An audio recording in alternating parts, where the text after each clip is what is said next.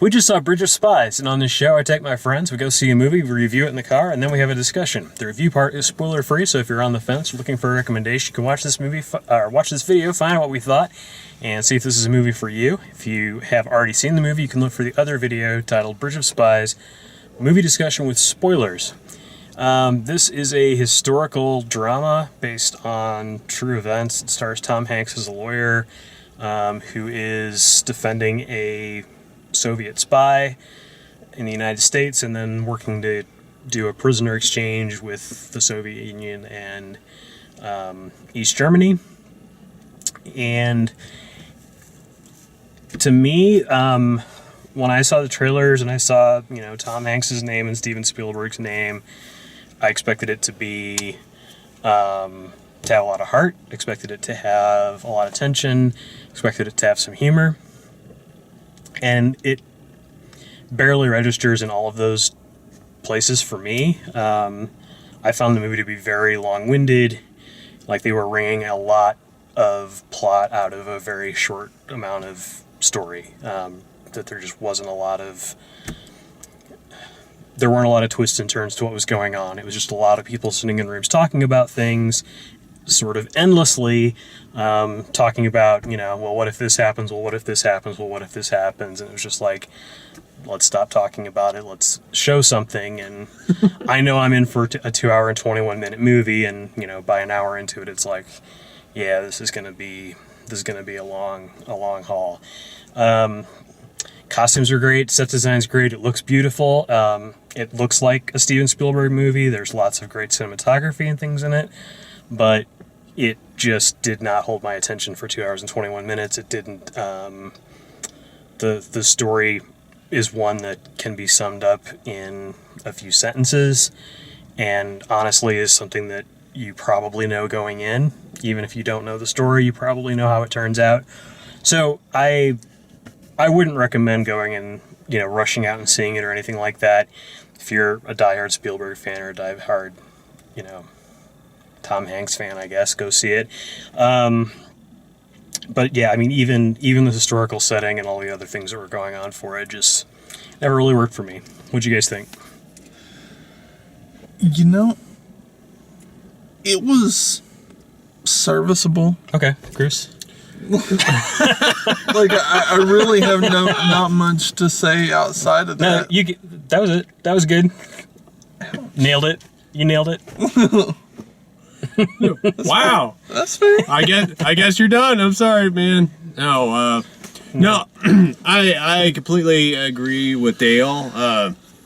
Thank God this movie had Tom Hanks in it to, Tom Hanks is a lovable guy, so you come to see him, and fortunately he holds everything together. But yeah, it is just a lot of talking and not much really happens on screen.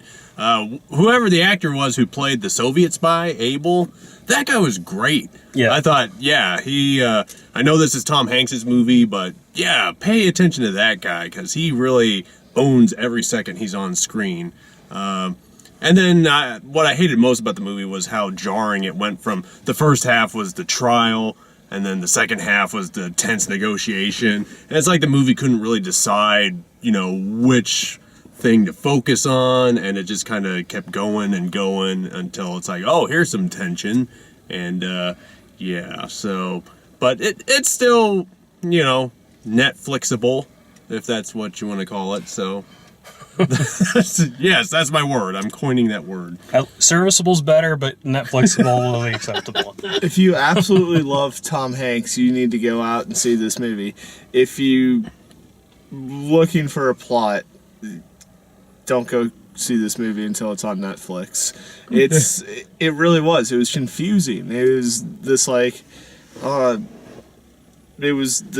don't know, almost a passion for the Constitution of the United States, and then it dropped into something completely different in the middle of nowhere. You didn't know where it was going from there, and awesome Tom Hanks. And then, we can get into what I think they were trying to do in the spoiler section, but I don't think it was supposed to be quite as jarring as it was. I also think it was supposed to be a lot more tense than it was. Yeah. The trailer made it look like it was Argo 2. Yeah, No. exactly. No, not at all. Or Argo better. I came into it, thinking historical Spielberg.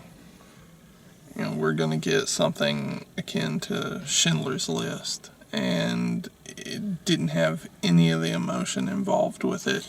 No. It needed its girl in the red coat, and it didn't have it.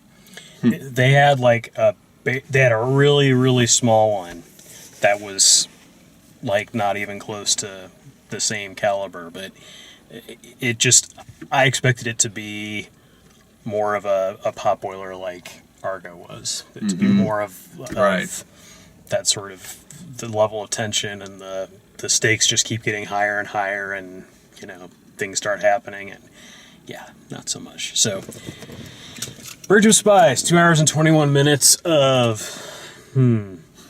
If you like the way we do these, please like the video, subscribe, check out all the written and video reviews at dalemaxfield.com, and thanks for watching.